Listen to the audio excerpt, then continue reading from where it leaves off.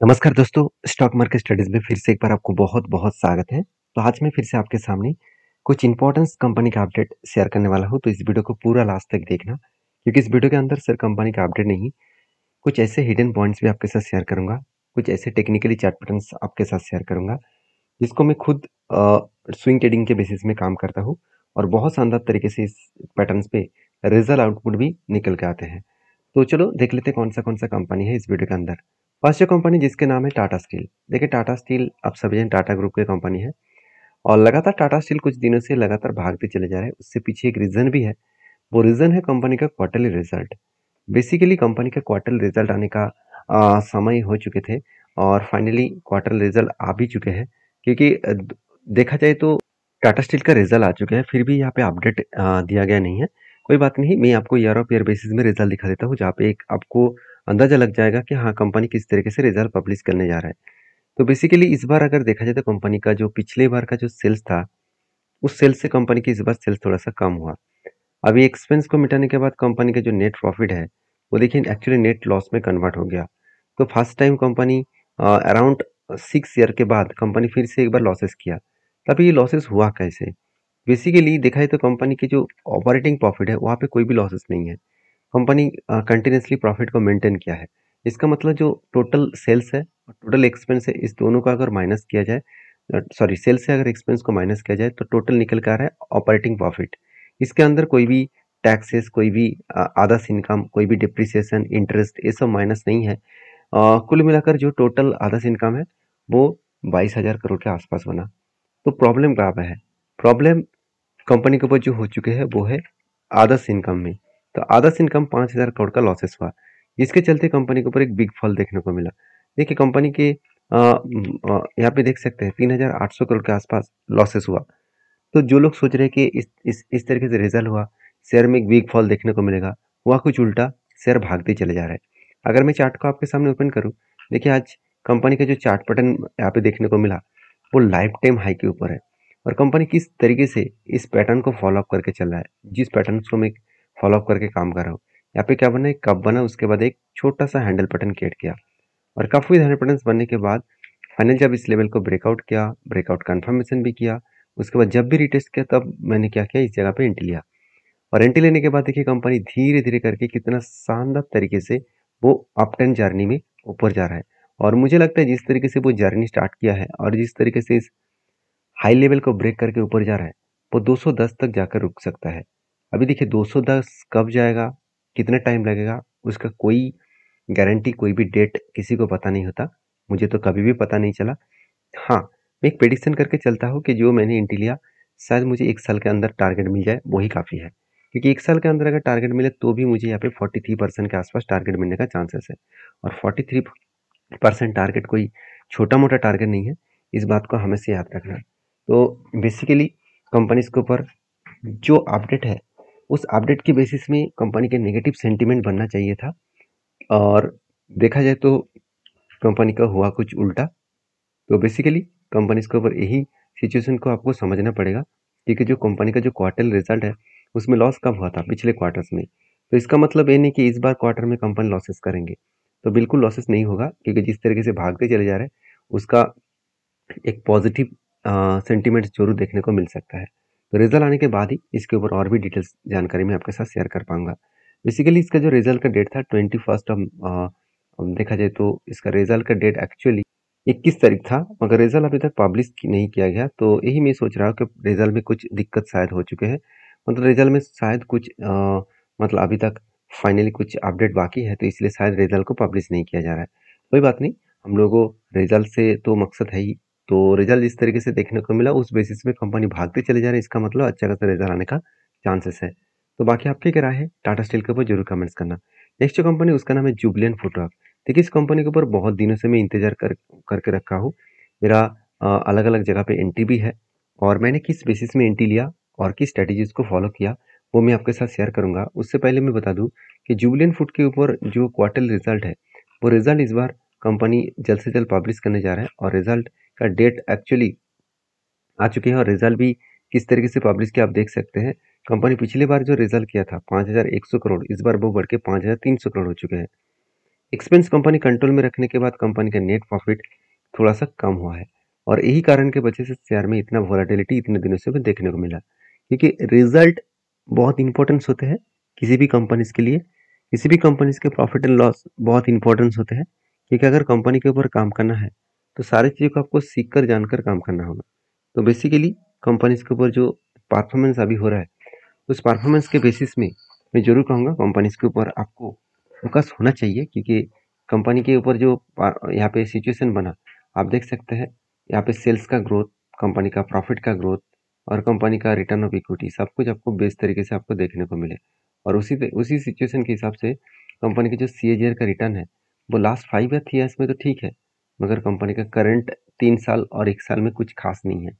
तो कुछ खास क्यों नहीं बना? क्योंकि इसका टेक्निकली चार्ट पैटर्न देखकर ही आपको पता लगेगा कि कंपनी जब से हायर लेवल में गया था वहां से कंपनी के ऊपर बिग क्रैश हो गया। अभी देखिए क्रैश होने के बाद वही कंपनी लेवल में आकर अटक चुके हैं, जो लेवल इस कंपनी के एक स्ट्रांगली सपोर्ट लेवल है। तो बेसिकली कंपनी का परफॉर्मेंस धीरे धीरे करके थोड़ा सा वीक हुआ है, उसके चलते कंपनी के ऊपर गिरावट हुआ है। तो जुबिलेंट फूड एक ऐसे कंपनी है जिसका फ्यूचर का ग्रोथ पोटेंशियल हाई हो सकता है, क्योंकि इस कंपनी के जो प्रोडक्ट है आप सभी जानते हैं इस कंपनी के प्रोडक्ट के बारे में। तो बेसिकली इसके अगर पेयर कंपनी के बारे में बात करूं तो क्विक सर्विसेज एंड रेस्टोरेंट के हिसाब से कंपनी नंबर 1 है। अब इसकी मार्केट कैप के हिसाब से कंपनी नंबर 1 है। तो बेसिकली कंपनी के ऊपर जो टेक्निकली चार्ट पैटर्न यूज करके मैं काम किया वो आपके साथ शेयर करूंगा। उससे पहले एक चीज मैं आपके साथ शेयर करना चाहूंगा, वो है देखिए इस कंपनी के इन्वेस्टर 41% होल्डिंग प्रोमोटर के पास है। बाकी म्यूचुअल फंड देखिए किस तरीके से होल्डिंग उठा रहा है। तो म्यूचुअल फंड के पास सिर्फ 11% होल्डिंग था 2022 में। एक साल के अंदर अंदर, सॉरी 2 साल के अंदर अंदर वो होल्डिंग को 20% तक लेके गए। तो 11% से 20% ऑलमोस्ट डबल के आसपास। तो बेसिकली म्यूचुअल फंड तो बाई किया, मगर एफएस ने क्या किया, कुछ क्वांटिटी सेल ऑफ किया। 31% से गिरकर 23% हो चुके हैं। मतलब कंपनी के ऊपर जो इन्वेस्टमेंट है उस इन्वेस्टमेंट को कंपनी यहाँ पे एक इंस्टीट्यूशन ने बाई किया, दूसरी इंस्टीट्यूशन ने सेल किया। अभी चलो देख लेते हैं कंपनी के ऊपर किस टेक्निकली चार्ट पैटर्न के बेसिस में मैं काम कर रहा हूँ। तो बेसिकली अगर RSI स्ट्रेटेजीज को फॉलो में ज़्यादा से ज़्यादा करता हूँ तो फर्स्ट टाइम देखिए RSI का जो लाइन था वो 30 को कब टच किया, इस जगह पे। तो इस जगह पे जब टच किया तब 200 इज मूविंग एवरेज के नीचे भी कैंडल क्लोजिंग हुआ, तो यहाँ पे एक एंट्री बना। और उसके बाद मैं दूसरी बार एक एवरेज किया, कहाँ पे एवरेज किया, इस जगह पे। इस जगह पे एवरेज क्यों किया, क्योंकि दूसरी बार फिर से RSI को वो टच किया। तो RSI को 30 को टच किया तब मैंने इस जगह पे क्लोजिंग प्राइस में फिर से एक बार एंट्री लिया। तो एवरेज निकल कर आ रहा है कुछ इस जगह पे। तो अभी देखिए कंपनी के ऊपर करंट जो सिचुएशन है, अगर मैं लोअर साइड से भी देखूँ तो ऑलमोस्ट ऑलमोस्ट कंपनी 11% के आसपास रिटर्न दे रहा है। तो कब मैं इस कंपनी के ऊपर प्रॉफिट लेने वाला हूँ, बेसिकली अगर RSI 70 को टच करे तब मैं इसके ऊपर एग्जिट करूंगा। तो मुझे लगता है जो 200 डेज मूविंग एवरेज है उसी लेवल तक जाएगा और उस टाइम में RSI भी 30 को टच करने वाला है। अगर टच करे तो जो एंटी लेवल बना है, मतलब नेक्स्ट जो एंटी लेवल बना है वहां से अगर टॉप लेवल तक देखो तो ऑलमोस्ट 16 से 17% के आसपास रिटर्न मिल सकता है। तो देखिए RSI स्ट्रेटेजीज को फॉलो करके मैं काम करता हूँ, तो आप इस स्ट्रेटेजीज को फॉलो करके काम करना चाहते हैं तो एक बार जरूर इस चीज़ों को समझिए, सीखिए। जैसे देखिए यहाँ पे भी एक एंटी बना था, बेसिकली यहाँ पे भी RSI टच किया था और इस नीचे में, तो यहाँ पे एंटी बना और टारगेट बेसिकली इस जगह पे बना। तो किस तरीके से टारगेट मिला आपको मैं एक बार मार्किंग करके देता हूँ। अगर मैं टारगेट तक देखूँ तो ऑलमोस्ट ऑलमोस्ट यहाँ पे जो टारगेट मिला था 20% के आसपास, और वो भी 180 दिनों में। तो अच्छा खासा इस तरीके से स्ट्रैटेजीज को फॉलो करेंगे तो अच्छा खासा एक रिटर्न जनरेट आप कर सकते हैं। हाँ, इसके लिए आपको बैक टेस्टिंग करना पड़ेगा, इसके लिए आपको स्टडी करना पड़ेगा। ऐसे नहीं कि आप किसी भी कंपनी के ऊपर फर्स्ट टाइम रिसर्च करके ही काम करेंगे, वहाँ पे आपको गलती होने का चांसेस ज़्यादा रहेगा। नेक्स्ट जो कंपनी उसका नाम है वेदांता लिमिटेड। देखिए वेदांता जिस तरीके से भागते चले जा रहे हैं, जिस तरीके से लाइफ टाइम हाई को ब्रेक करते आगे बढ़ रहा है, वो देखने वाला बात है। क्योंकि वेदांता के जो जो चार्ट पैटर्न है वो अगर देखेंगे तो मैंने आपको मार्किंग करके दिया था कि इसका जो लाइफ टाइम हाई है वो 439 के आसपास है। और 439 को ब्रेक करके कंपनी देखिए लगातार हाई करते चले जा रहे हैं। जो लोग सोच रहे हैं कि कंपनी यहाँ से वापस नहीं आएगा, तो मैं आपको बता दूं कि इतना लंबा जर्नी करने के बाद कभी ना कभी प्रॉफिट बुकिंग जरूर होगा। क्योंकि कंपनी के ऊपर जो फास्ट पैटर्न बना था जिस जहाँ पे मैंने एंट्री लिया, कुछ इस तरीके से पैटर्न्स बना था। मैं थोड़ा सा बाकी लाइन को डिलीट कर देता हूँ और भी आपको समझने में आसानी होगा। आप देख सकते हैं इस तरीके से पैटर्न क्रिएट हुआ था। एक कप बना, उसके बाद 2 बार हैंडल पैटर्न क्रिएट किया और तब मैंने यहाँ पे एंट्री लिया और शानदार तरीके से यहाँ पे टारगेट को अचीव हुआ। और टारगेट कोई छोटा मोटा टारगेट नहीं है, 26% के आसपास टारगेट मिला और वो भी 1 मंथ के अंदर अंदर। और उसके बाद कंपनी लगातार भागते चले जा रहे हैं और कंपनी के रिजल्ट तो आ चुके हैं। उसके साथ साथ कंपनी गुड न्यूज़ भी दिया डिविडेंड का। कंपनी 11 रुपीज़ करके डिविडेंड देने जा रहा है और वो भी 24 मई इस कंपनी आपको डिविडेंड देने वाला है। तो बेसिकली कंपनी के ऊपर गुड अपडेट है। इस अपडेट के चलते मुझे लगता है कंपनी के ऊपर एक धमाका परफॉर्मेंस हो रहा है, क्योंकि 11 रुपीज़ का डिविडेंड कोई छोटा मोटा नहीं है। और बेसिकली कंपनी का क्वार्टर रिजल्ट के बारे में बात करूँ तो इस बार भी कंपनी शानदार तरीके से रिजल्ट को पब्लिश किया। तो सारे पॉइंट को सामने रखते हुए मैं एक ही बात कहूँगा कि कंपनी के ऊपर फोकस रखिए। नेक्स्ट जो कंपनी उसका नाम है भारत डायनामिक लिमिटेड। मुझे एक दोस्त ने कमेंट किया कि सर इसके ऊपर एक वीडियो जरूर शेयर करिएगा। देखिए जितने डिटेल्स डेटा है वो तो यहाँ पे आपके साथ शेयर नहीं कर पाऊंगा। इसके लिए आपको डिटेल्स वीडियो जानना है तो आपको इंतजार करना पड़ेगा।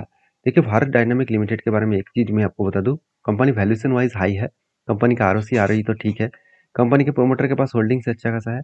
क्वार्टर रिजल्ट देखा जाए तो कंपनी में इस बार जो रिजल्ट आने वाला है वो बहुत शानदार आने वाला है, क्योंकि कंपनी का पिछले सालों की तुलना से इस बार सेल्स अच्छा खासा हुआ, एक्सपेंस को कंट्रोल में रखा, जिसके चलते कंपनी का प्रॉफिट बहुत हाई लेवल में देखने को मिला। तो आज तक की सबसे लास्ट कुछ क्वार्टर्स के देखा जाए तो कंपनी में अच्छा खासा ग्रोथ आया है और जिसके चलते कंपनी धमाका रिटर्न दिया।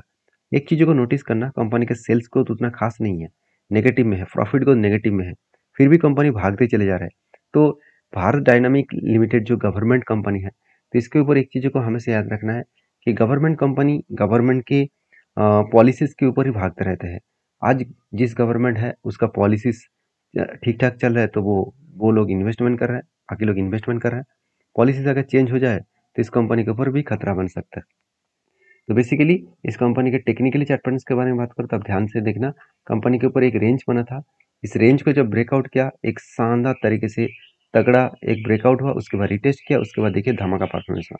तो मैंने जिस तरीके से इस कंपनी के ऊपर काम करता हूँ वो मैं आपको बता दूँ, जब भी कोई इस तरीके से रेंज बनता है मैं हमेशा देखता हूँ कोई भी रेंज ब्रेकआउट हुआ, उसके बाद ब्रेकआउट कन्फर्मेशन हुआ कि नहीं हुआ।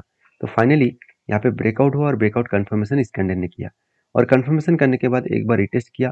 तो जब रिटेस्ट किया तब मैंने इस जगह पे ग्रीन कैंडल के ऊपर एंट्री लिया और मेरा जो यहाँ पे अगर मैं टारगेट और स्टॉप लॉस को मेंटेन करूँ तो जो स्टॉप लॉस यहाँ पे देखने को मिला कुछ इस लेवल तक, और जो टारगेट लेकर यहाँ पे मैं चलूंगा वो बेसिकली 1:3 रेशियो का। 1:3 रेशियो का मतलब है अराउंड अराउंड आप थोड़ा सा मैं टारगेट को सेट कर लेता हूँ और आपको देखने को मिलेगा कि किस बेसिस में टारगेट को मैं फॉलो अप करके काम करता हूँ। 1:3 रेशियो का यहाँ पे टारगेट लेकर मैं चलूंगा, कुछ बेसिकली इस तरीके से लेवल्स तक टारगेट रहेगा। तो देखिए यहाँ तक जाएगा कि नहीं जाएगा वो तो अलग बात है, जिस तरीके से गवर्नमेंट कंपनी भागते चले जा रहे हैं उस बेसिस में कंपनी का आगे बढ़ने का दम भी रखेंगे। तो भारत डायनामिक लिमिटेड के ऊपर मैं जरूर कहूँगा एक गुड अपडेट है, स्प्लिट का अनाउंसमेंट कंपनी कर चुके हैं। हर मतलब 2:1 का स्प्लिट मिलेगा, मतलब हर एक के बदले 2 शेयर कंपनी आपको देने वाले हैं। तो जो लोग स्प्लिट पाना चाहते हैं तो इस कंपनी के ऊपर इंतजार करिए, 24 में कंपनी आपको स्प्लिट देने वाले हैं। तो ये था कुछ कंपनीज का अपडेट। वीडियो में जानकारी अच्छा मिले तो प्लीज़ लाइक करना, और मैं कोई सेबी रजिस्टर्ड एडवाइज़र नहीं हूँ, तो प्लीज़ एक बार आपके सेबी रजिस्टर्ड एडवाइज़र के साथ बातचीत करके ही काम करना। तो मिलते हैं नेक्स्ट वीडियो में, तब तक के लिए धन्यवाद।